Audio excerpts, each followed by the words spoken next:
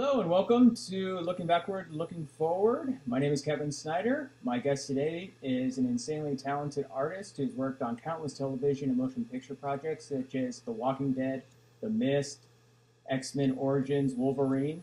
His latest project is the delightful children's book Sky Rats, The Secret of Skull Island. Michael Broom, welcome to the show. Thank you very much. I feel very welcome. Well, good. I was trying to give you a warm welcome, but I just wanted to Thanks. dive right into it because I love this book. I bought this off of Amazon, Sky Rats, The Secret of Skull Island, and I read through it a few times, and I just really want to know. I'm familiar with you. I'm familiar with your artwork, and makes me wonder Thank you. why a children's book. Um, it first of all, hello again. It's great to see you. It's been too long since I we've gotten agree. together. You look great. Please give my best to your missus. I sure will, and same to you. Thanks. Uh, Skyrats really grew very organically. It's so funny. My wife and I moved about 2 years ago to our current apartment from a roach infested. Com- uh, I'm sorry. Should I use profanity? Can I use Go right ahead. profanity? Go right ahead. I tend to. I apologize. A shithole. We lived in a complete and utter roach infested shithole on the west Well, if the side. president can use that It- term, everybody should be able to, right? you would think, right? Right. Don't get me started on that Oh, of path. course. Okay. Anyway, we moved over to our we moved it over to our new apartment, and we have a little patio balcony, which is fantastic. And she started putting some plants and stuff, to attract some birds and hummingbirds and such, which is we love, And we started getting these doves, these mourning doves come in, and they came in the morning, and as you know, they're kind of, messy birds. They kick birdseed everywhere, and they coo and everything. And I made this kind of off the cuff remark one day and called them sky rats. And like the pigeons, you know what I mean? Everyone calls pigeons sky rats. And I said that to my wife, and she thought it was the funniest thing she'd ever heard. For those listening, my wife is from Australia, by the way, and I don't think they use that over there. They may not even have pigeons in Australia, for all I know. But she thought it was really funny, and I went and drew a little cartoon version of a sky rat, which was my first. He's like a little pirate, and he's hanging from a plane, and he has like a bandana and a sword, and she thought it was fantastic. Well, I follow this group online. It's like a success. It's for success oriented people, and one of the guys' names is CJ, and he has a 2 year old. I don't have any kids, but he has a 2 year old son, and he's been reading to his son. And he told his wife, he's like, man, these books are all terrible. These are bad. And she's like, well, if they're so bad, you should write your own children's book. And he said, maybe I will. So he wrote a children's book, and with his 2 year old in mind, and he had to go and hire an illustrator from Thailand or somewhere to illustrate his book. And listening to this guy, I'm like, you know what? That's a great idea. I should write a children's book based around these couple of characters that I've just kind of done. At this point, I had done the main two characters and another little pirate character. And every time I drew one, my wife was just ecstatic and thought it was amazing. So I kind of crafted a story around these, and I didn't even have to hire an illustrator because I can just do it myself. And I said, let me do a little small, 30, 40 page book. And let me back up a little bit. Meanwhile, I've been working on this big epic graphic novel that's like 200 pages long, and it's been with a couple of guys that are getting the lettering and stuff together and getting it ready to print. And while I was kind of waiting on that, I just did Sky Rats kind of for fun, really. And I kept updating on Instagram and like posting some of the artwork and things, and people just really responded well to it. So I said, you know what, I'm going to put this on the back burner. And while I'm not doing anything with this other project, I'm going to see if I can put this out. And I looked into a couple different printing places, and you know how that sort of stuff is. It's a couple of $1,000s to get a decent print for 500 books or whatever. And I said, I don't know if I can sell that many or not. So let me look into this print on demand thing. And again, I'm part of this Secret to Success group, and some of the group are authors. And I just contacted some of the different authors and said, who do you guys use? who do you print with? How do you guys handle this? And a couple of different folks that I talked to had gone with the print on demand. Now, you know, for those that don't know, it's nothing out of pocket essentially, except for my ISBN number, and you pretty much get paid revenue from whatever they sell. I mean, you're taking a smaller chunk of the pie, but you're not out of pocket anything, which for me was great for a project like this. And I went through, I think, CreateSpace, and literally it links right to Amazon. I have a barcode on it, and boom, I decided to launch it this year. So I've had a great success so far. So I love the character design. Are these based on how do you come up with the character designs? Do you just think of who the character is as an individual, or do you design the look first and say, I think this person, if they look like this, would act like this, or how does it work?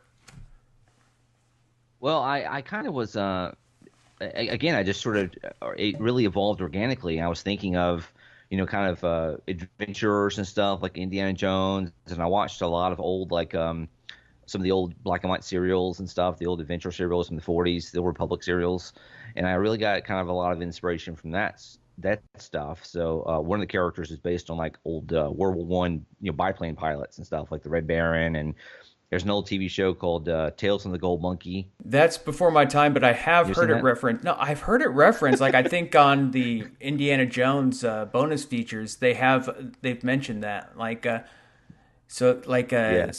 It's kind of it's a show that came on in the wake of Indiana Jones, and I hear it was actually written before the movie hit, but it's a kind of a similar sort of adventure vibe. You know what I mean? It's about a guy that has a plane, and it's they could just get on adventures and stuff.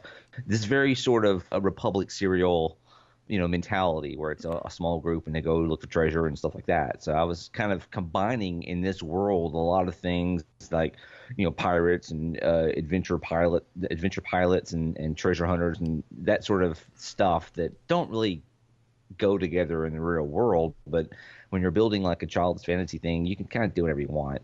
And they all the ships and stuff, being that sky rats, they all live in this air harbor that's all these different Victorian era floating balloon craft and floating pirate ships that are chained together and mishmash Frankensteinian craft that are all in the air. So that's kind of their home base, and the different islands and things that they go to, and different adventures and stuff are kind of almost a Polynesian, Southeast Asia sort of vibe a little bit, kind of Hawaii, kind of Thailand, mishmash of different, you know, Chinese islands and stuff. So it's that sort of vibe is kind of what I was really going for, especially with the new one. There's a lot of pirate monkeys in it. Yeah, I noticed that this is volume one. um, but it's kind of I know exactly. Well, volume two kind of picks up where volume one leaves off, but it really it kind of writes itself. I've had a lot of people that have wanted to give input on the future ones and the sort of things they'd like to see. So I mean, I have a couple of more books in me. Yeah, one thing that struck me is that this could easily be turned into an animated show or movie. Is that something that you have in Mm, mind, or are yeah. you just working on the children's books and whatever life picks up afterwards, you'll take that as it comes, or is that Well, I don't know if I'm really allowed to say or not okay? yet, but I mean, I think anything is definitely possible. Oh, hang on. No Let me pull problem. this guy up here. Actually, made a little 3D print of one of the characters here, Oh, which I sculpted in ZBrush and just printed one of them out. So, you can very easily say that, I mean, it could be, you know, that's Strock. action figures or toys or whatever. Yes, sir, it is. This little sword there. That is awesome. Thanks. A little pirate gun here and things. So, Oh my god. Oh, for some of the listeners, but you're gonna have to check this my out. day This job, I should send you some pictures so you can post them. yeah. You were saying about your day job? But my day job, I work as a storyboard artist in creature character makeup effects for K&B Effects Shop, here in Los Angeles, and we do Walking Dead and the Orville we did last year, and uh, numerous shows. Very very busy shop with a lot of things going on. But we've gotten a lot into 3D printing in the last year and a year and a half, and I just printed him at the shop. One day I had the 3D file, and I said, let me print up a little small one and see how it looks. So really the sky's the limit on something like this, no pun intended. And Right. you're right. I think it would be a great a cartoon animated adventure series, or like a Muppet type show. I mean, there's a lot of opportunity for it to go further than it has. I just gotta do more art. Right. you know? Well, I mean, like I said, I'm familiar with your artwork. I've been a fan for a while, and one thing, your artwork, I don't want to say yours reminds me of theirs. Actually, theirs reminds me of yours. Whenever I say theirs, I'm talking about Guillermo del Toro and Tim Burton. They're two artists who create worlds that seem to have a lot of horror influence, but there is something that appeals to children that isn't too scary. It's scary, but not too scary. And I think you fit into that world very, very nicely. And it's appropriate because we're recording this on Oscar Sunday, and I think Guillermo del Toro is going to most likely win Best Director tonight. So, yeah. That would be awesome. Yeah, is that something that you're aware of, or are they people that that you are a fan of? Or I'm fans of both, actually. Have been for a long time. It's funny that you mentioned them and kind of their influence and stuff. I spent about 10 years doing caricatures at Walt Disney World in Florida. And when I was a kid, I mean, a lot of those Disney animated movies, I mean, like really kind of scared the shit out of me. I had to be taken out of Snow White for the first time because, I mean, it was just too much for me. You and me both. As a small child when the you know what I mean? Absolutely. And I think every kid was traumatized the first time I saw Bambi or, any of these movies where it's just you get emotionally involved and some kind of traumatic thing happens. So if there's a little bit of I don't believe in playing down to children, and that's one of the things, even myself is like, 6 years old when I went and saw Star Wars, I liked that they didn't play down to me, Right. as a child. That it was just an adventure story. Indiana Jones was just an awesome adventure story. I didn't feel like I was getting played down to because, I was, 6, 18 years old, when I had seen these. And I don't want that same, I want to approach it that same way when I'm doing something like children's entertainment. I don't want to play down to a 6-year-old. I just want to be like, here's what I think is cool. Hopefully you'll think it's cool too. Yeah, it's cute rats. My wife thinks they're cute. It's got some frogs in the next book because she thinks frogs are cute. So it might be a little more palatable maybe to a younger audience, but it's definitely not. It's not played down to them too much. Yeah, there's a little bit of moral in the story, and I'm trying to kind of keep it light, overall, but I don't want to insult the intelligence of my audience, which some children's entertainment I feel like it does it. Oh, absolutely.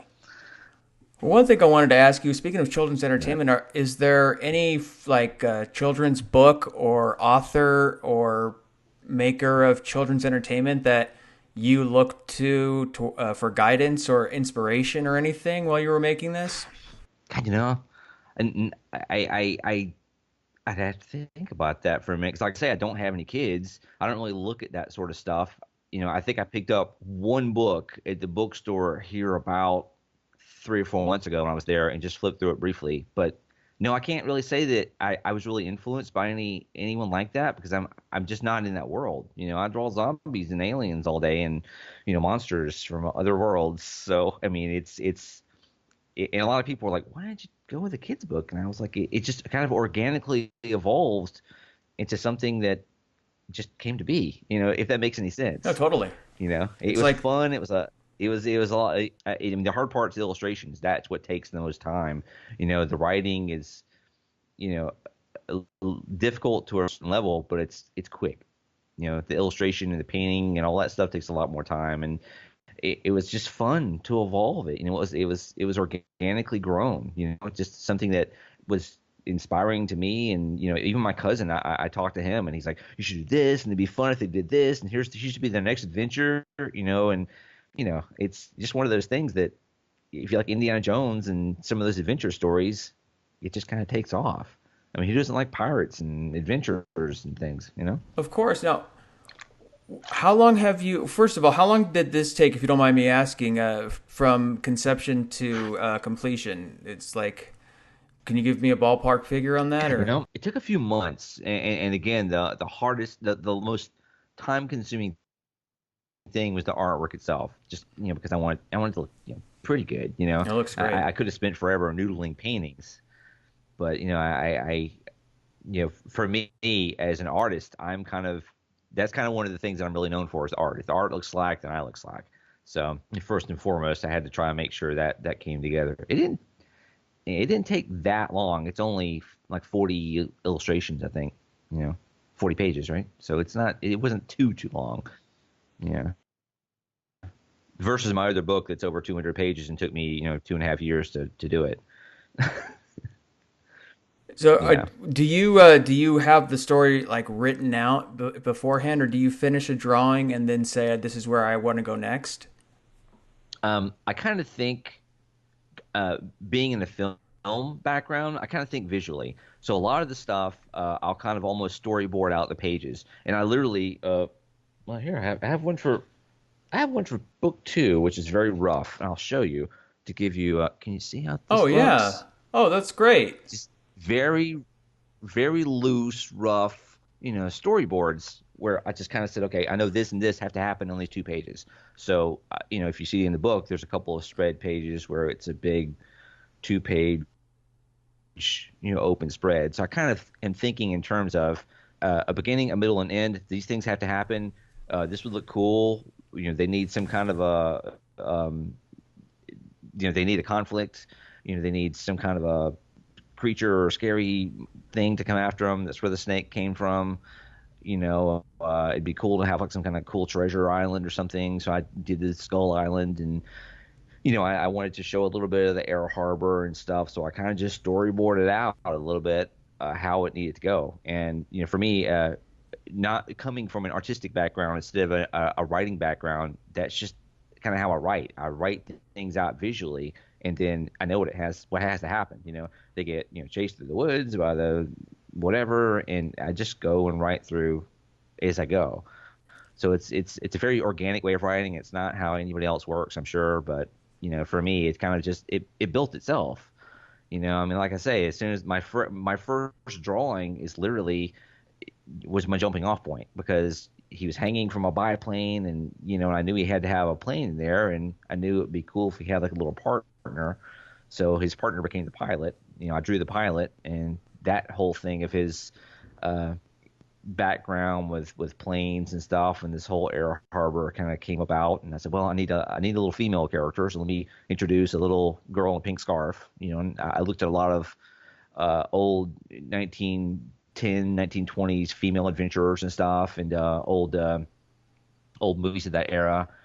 There's an actress named Clara Bow Of course. who The It Girl. was kind of the inspiration for Betty Boop, Hmm. and she did a movie called Wings that was Oh a yeah, Best great Picture. silent film. First Best And Picture. good, right? It's a good one. Yeah. And she's kind of got this sort of adventurer sort of costuming and stuff on. So I grab from stuff like that, certainly, and gave her the kind of 1920s sort of beret and the cool Marilyn Monroe blondish hair and stuff. So I mean, there's a lot of old sort of Hollywood, inspiration there. Yeah, that's what I wanted to talk to you about.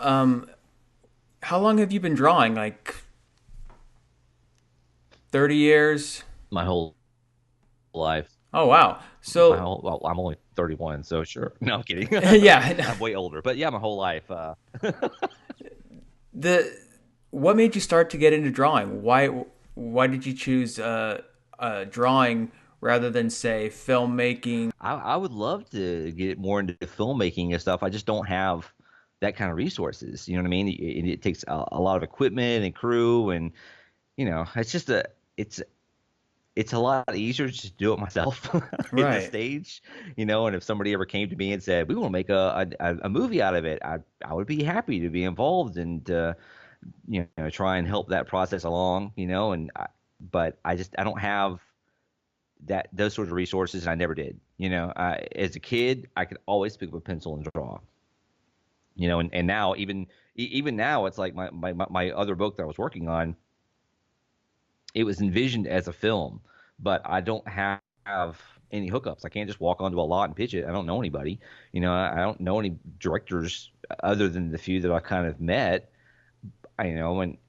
But I can just pick up a pencil and draw it all out myself. You know what I mean? I can tell the story that way. And if someone along the line decides, hey, this would make a great movie, or we should do a TV series of this, then that's fantastic. But I don't want to be limited by my lack of resources.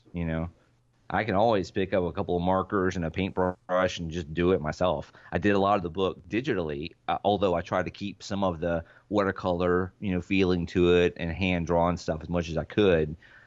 But for me, it was a lot easier just to do it in Corel Painter or Photoshop and kind of color them a little bit more like old animated movies. You know what I mean? Like animated cells almost. So I could keep a little bit of that background, and some of my influence actually was uh, some of the old animated Popeye cartoons and the old animated Disney stuff, a Jungle Book and stuff like that. I was looking at some of those backgrounds and things, which are fantastic, by the I way. was just watching a few days ago. I was on Reddit and somebody I mean, posted back when a we were kids, they used to hand draw all that stuff. yeah. I was just on. Somebody posted a GIF of Popeye, a Popeye cartoon from I think the early 1930s, and he's walking through a cave, and it's a 3D Yeah, animated cave, and he's just walking through it, and yeah, yeah, yeah. it looks like it was done today. Dude, those things are amazing. Are there any filmmakers or artists that you have been inspired by growing up, or So many, so many. name a few? So many. Like I say, I worked at Disney in Florida for, over 10 years. So seeing a lot of their old, animated stuff all the time, the early like Snow White and stuff like that, and Bambi and things. Amazing, artists that were doing that stuff, and some of the background artists under like Sleeping Beauty. Just amazing, groundbreaking stuff. And you mentioned like the old Max Fleischer cartoons, the old Popeye and stuff like that. Fantastic work. Uh, I mean, I've always liked stuff like a lot of comic book artists like Frank Frazetta and Bernie Wrightson. I love painting and I love a lot of that painterly style, which is now everybody's doing so much digital art. Everything is just kind of over rendered in a lot of cases. And it looks fantastic and amazing, and the stuff is incredible. So I think it's almost a lost art now to like be a painter or a real sculptor. You know what I mean? Where you have something at the end of that, which is something I really admire, and I'm trying to get back to my oil painting roots when I can. But I've always loved film. You name it, I like watching it. And I've always studied painters and artists and sculptors, and getting into Hollywood and into the film industry. I mean, I've had a chance to work with some fantastic, filmmakers and artists of all sorts. I mean, it's really the ultimate, form of artistic expression to have a film where it's photography and acting and painting and lighting and my wife and I went and saw Red Sparrow today, which she worked on. We both worked on it actually, and it's about a ballet dancer, so you can include dance and different things into these stuff as well. So you have an art form that literally you can do anything with, and it's such a kind of a funny time right now because we're at a stage where a lot of filmmakers are kind of going back to television because you can extend your story out a lot more. Tom Hardy's show Taboo, they had a choice to do it in a film, and they were like, well, we could just do a film of 2 hours, or we can do an 8 hour series and stretch that story out over the course of 8 hours. And of course, with an audience that's always just hungrily rabid for new content. I mean, we all binge watch House of Cards or Orange is the New Black or whatever the new thing is in a day or two, and everybody just wants to see the next thing, and a lot of that stuff. Yeah, yeah. So, but I mean, a lot of it is it's so funny because now I think we're witnessing a big change. I think the next technology, hopefully, this VR stuff will take off, and we can have VR films and VR storylines, and integrate some of the stuff with games and stuff. I mean, why would you watch a new Star Wars movie when you could be a part of a Star Wars story, and play with that interactively, or be interactively virtually in that world? I mean, I think that technology is just a short time away, from being a reality, which is a really exciting time too. It's great that there's so much content out there, and there's so many people that want this content. So it would be. Have you seen or read the? I know you've probably seen the trailer for Ready Player One, but have you read the book? I have not read the book yet. Well, yeah, the world of virtual reality is so enticing that I think that a Mm, lot of people say that could be, phenomenal if we could all just escape into these virtual worlds. And I trust me, that's the first thing I think of. I think it'd be amazing as well. But what it looks like Steven Spielberg is doing, he's kind of expanding on the idea of people. Well, it's kind of like Avatar, where you have people where yeah, Sigourney Weaver's character is smoking cigarettes because she doesn't care much about her real human body. She cares more about her avatar body. yeah, And I think people are going to start acting that way right, once the technology reaches a certain level. They're going to care more about their virtual selves rather than their yeah, real yeah, selves. Um, and but you're right. Like being the star of a movie or a virtual movie is much better than potentially just watching it as an observer. I just mm, the one thing I think virtual reality really needs to do in order to take off is become self-contained, and by that I mean the whole unit has to be within the visor. You have to have the yeah, processing chip. You can't be connected to. If you're connected to a computer, you're limited in what you can do and where you can go. But if it's all so pretty much self-contained, right. you can do anything with that. And I actually have a friend. I agree. I agree. Yeah, I have a friend. He has a virtual reality company down in Venice Beach, and I went over to his house about a year ago, and or his actually not his house, it's his place of business, and he had a go kart that they had outfitted to be able to play a Mario Kart simulation. So you sit in the go kart and you put the helmet on, and you're in Mario Kart, and it was the coolest thing. It was Wow. really cool, Well, and I said to myself, this could I know they be. have that. No, I was just gonna say this could be dangerously addictive to escapists. Have you seen that Void stuff? There's a Void company that's, I think they have an attraction over at Disney here where it's a walk through VR experience. It's like, I think it's Star Wars, and you put on your thing, and they've built an environment of like these plywood walls and stuff that coordinate with what it is you're seeing. What are I see the Lucio Fulci zombie poster in the background? I wanted to say, Oh yeah, yeah, there he is. Uh, is that one of your favorite movies?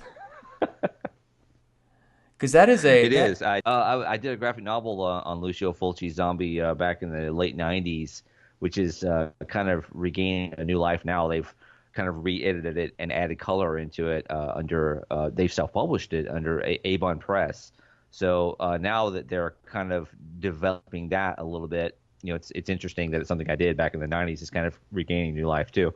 But yeah, I love the old Italian, horror stuff, and some of that stuff so inspired. right. So you've been a fan of graphic novels and comic books for a while. Am I right? Or I was walking through a mall in the '90s with my girlfriend at that time while she was shopping. I went to Walden Books, I think, and I picked up a graphic novel called Arkham Asylum, and it blew me away. I was like, wow, this is what it's all about, man. I mean, this is super beautiful artwork and paintings, and this is a fine artist that has really kind of taken this art form to a next level. It's a Batman story. And I was like, I used to read comic books as a kid, like everybody, but as at the time, I think I was like 19. It blew my mind. So I started kind of refollowing some of that stuff a little bit more at that time, and Hellboy, who's amazing storyteller in his own right, Mike Mignola, and I started kind of following some of that stuff at that time, and I was doing independent comic books. I did zombie, and I did some super low budget stuff, and I did a thing for Don Coscarelli. We did a Phantasm comic book at one point. So a lot of these kind of small little projects that didn't really take off, or didn't really go very much further than just a few people. But and this is back in the day before like Photoshop or anything. So now the technology's there. You can do whatever you want. You could just publish it on Kindle, and you don't even have to have a physical copy. You know what I mean? It's just you can just post it all online, and you have a worldwide audience immediately. There's definitely people that desire good content, and whether that comes from Disney Studio or Paramount, or it comes from just some artist that wants to get something out there, now it's a nice level playing field with the internet, until they repeal net neutrality. Oh yeah, let's not get into that. I have a feeling that's going to be pulled back a bit. So Dave McKean is somebody that you really looked at and saw the potential in the graphic novel medium. Oh yeah. So I mean, yeah, Dave McKean and John Muth. Oh was yeah, another one that I really liked. Kent Williams, huge fan of his paintings. Yes, he actually taught at the school that I went to, Art Center College of Design. He was one of the painting instructors. Oh yeah, yeah. And when I wanted to go. Believe me, I would have loved to. I'm not sure if he was there when I was there, but I know that I'm familiar enough with his work that whenever I saw his artist bio, and I saw, oh wow, he taught there. Wow, I had no idea. I remember he did a vampire comic book series when I was like a teenager, and I remember looking at his artwork and just saying, this is so unique and so cool. Yeah. And so emotional. I mean, it evokes a lot of emotion. You can tell by the way he poses his characters and the colors he uses. He is a true master. So whenever you say Kent Williams, I can just say I'm also a big fan.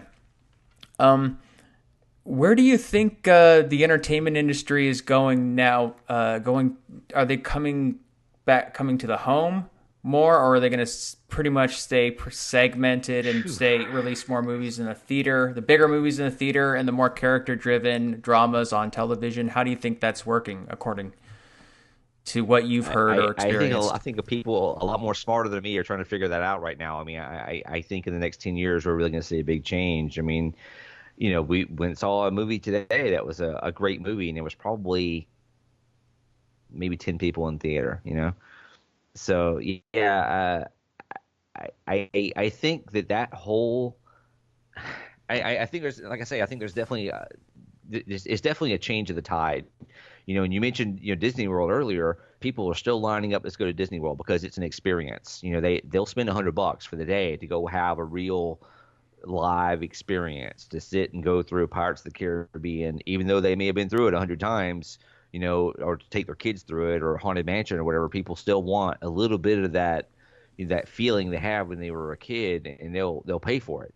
And back in the day when a film came out, and it was the 1930s or whatever, it was a big premiere for people to go and dress up. And from the old movie palaces downtown LA, the $1 Million Theater and the Los Angeles Theater, and all these great, amazing, beautiful movie palaces that they now sadly only open for very special occasions.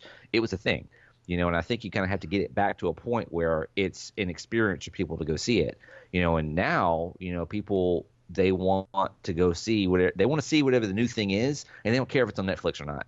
But if they want to talk about what the new Game of Thrones is, or they want to talk about whatever the new Altered Carbon show is, they want to have something in common with their friends, and people will watch it in some cases just so they can sit around the water cooler and talk about it. But to get people to go out and do this sort of thing again, and not worry about getting shot by some maniac in a theater with a machine gun, or people texting during the movie, or talking, or whatever might happen in a theater, you're going to have to up your game there. You know what I mean? It can't just be a movie screen anymore, and nobody gives a fuck whether it's digital or whether it's 3D or whether it's Super HKD, Super D, whatever. You know what I mean? I saw I saw the last Blade Runner in the Cinerama Dome, and it's great, but it's just a super duper giant movie screen. There's nothing like the, and it's a historic theater. It's a classic piece of history. It's one of the, right there next to the Man's Chinese. I mean, that's just going into the place is amazing. But other than that, I mean, I think people are going to want more. They're going to want, the virtual reality experience, or they're going to want, something that kind of brings it to the next level where you have to go like a concert. You know what I mean? If you go see a concert, that's you did something. You got to see that artist in real life. Even if you sat way up in the nosebleed seats and whatever, you can still say, "Hey, man, I was there." Or if you go to the Super Bowl, I was sitting there at the Super Bowl when so and so won the Super Bowl in 1999. You know what I Yeah, mean? I it mean, gives people somebody a want an story they can experience. tell. Exactly, and want to be a part of something that's kind of almost an adventure themselves. You know what I mean? Some exclusive party or something that makes them special. And until the entertainment industry kind of figures out what that is, then they're gonna be bleeding money. You know what I mean? And sure, you got your Black Panthers and you got your big Star Wars movies and you got your movies that are always going to generate income, your big blockbuster tentpole things. You know, not always a surefire thing. I mean, John Carter of Mars, I remember. After Earth, been a few that didn't quite do what they were supposed to do, judging by all the numbers. Right. But you know, uh, so all your other kind of mid-level movies, they're still competing for the same audience. You know what I mean? And it's like today. I mean, my wife and I went to go see a movie. If we hadn't worked in that movie, we may not have gone to see it. We may have gone to see Annihilation instead. I mean, there's a lot of content out there, and there's only so many hours in the day. I can count on one hand how many times I went to the movies last year, you know, and I love going to the movies, but Yeah. I just don't have time for it anymore. Yeah, it's kind of an ordeal, and you do get a Yeah. different experience when you go to a movie theater. I can personally say some of the most moved I've been emotionally has been in a movie theater. There's something that you kind of feel when you have other people around you. Maybe kind of not Oh to yeah. get too like new agey, but you kind of feed off of their vibrations or emotions, and it kind of adds to the effect. But you can also like I've never been more scared than I was when I saw a horror movie in a movie theater where everybody else was scared. That being said, I can also remember Yeah. being almost as scared, if not as scared, while seeing a horror movie at home by myself. So there are certain Yeah. films that kind of they lend themselves just as well to the home experience as the theatrical one. But you're right. Yeah. I think when the guy shut up the Aurora movie theater, that did an incalculable amount of damage to movie Mm, theaters and movie going in general. I mean, for sure. geez, we're still talking about it. Was that 6 years Yeah. ago? 6 years later, that Yeah. was pretty horrific. And even though it really hasn't happened that I can remember since, or certainly nothing on that magnitude, it's always in the back of people's minds because you're not the first person that I've heard mention that within the past month that they are, they don't want to Yeah. get, shut up because they went to see the wrong movie. But Exactly. the the thing about entertainment or massive entertainment nowadays is that you're right. If it's not huge, if it's not something you absolutely have to see right now, um, then you may as well stay Hmm. home. And I think Disney is big enough that they control so many forms, so many media outlets that they can kind of create emergent like an event. Something is Mm. it needs to be seen right now, immediacy. Yeah. Yeah. And like Black Panther, Black Yeah. Yeah. Panther Yeah. was a great movie, but the reason I went and saw it in the movie theater is because I felt I had to, or else I was missing out on something. You know what I Yeah, I mean? haven't seen it yet. That's it. I missed out. I haven't seen it yet. No, it's a great movie, but like I said, they were able to create an event, and Yeah. going to see an event is something memorable that you can have a story of your own. Oh, I remember when I saw this here. But Mike, Sure. I just wanted to say I loved your book Sky Rats, The Secret of Skull Island, and can you give me Thank you. a timetable or a tentative time or release date for the sequel? Oh man, I have just started on it really. I'm hoping about 3 months. I am working, a full daytime job and I freelance on the side as well. So any spare time, I get up at 3 o'clock in the morning and put a couple of hours into it before work every day, just so I can have time alone to focus and get in the zone and do it. So on the weekends I get extra time if there's nothing going on, but it. I'm hoping 3 4 months. It's about 75% written right now, and a lot of it's just doing the illustrations, which is just time consuming. If I could hire an artist to help me, I would, but you know, right now it's just all me. I mean, it's incredible. I mean, I look at the care. I look at like each line, each color, each detail is painstakingly rendered. It's just Thank you. it just looks You. incredible. And like I said, I'm going to post a link to the Amazon site where you can purchase this. But you also Thank have a you. website. Am I right? You have a website with some of your artwork that people can look at. I'm largely I'm on Instagram mostly. At Michael Broom Art is probably the best place to follow me at right now. I don't have that super big of an online presence. Facebook is just kind of becoming a wasteland lately, and then I still have that, but my personal page is I only accept people that I super duper know, and my art page I don't really update it that much. So Instagram is usually the place to go. I have an old blog I haven't updated in a long time, but my next step is to help someone help me get a little bit better at that. But in the meanwhile, I'm just I don't think this is the end for Sky Rats. There's definitely more to that story to tell. I have at least two more books planned, not excluding the one that I'm working on right now. So, I think it's gonna go a lot more further, and I'll keep you in. Yeah, I'll keep you in the know as far as anything else that might come out. I mean, I think there's potential maybe for something bigger, but I can't really say at this point because you know you never know what's gonna happen. Exactly, Mike. But I mean, I will say this. I mean, I work on one of the biggest shows, The Walking Dead, and it was just a black and white comic book to start with, about zombies, That's true. That's true. and now And now it's huge. it's a phenomenon. And Mike, I Yeah, can't thank you enough who would have thought? for talking with me. And is there anything else you'd like to add? No, I think we should get together in real life one day and grab a coffee I'm or something. totally down. I'd That love to sounds hang out great. and catch up again. Absolutely, Mike. I look forward to it. Until then, you take care, all right? Thank you. Thanks for including me in this. I appreciate your time. My pleasure. Take care.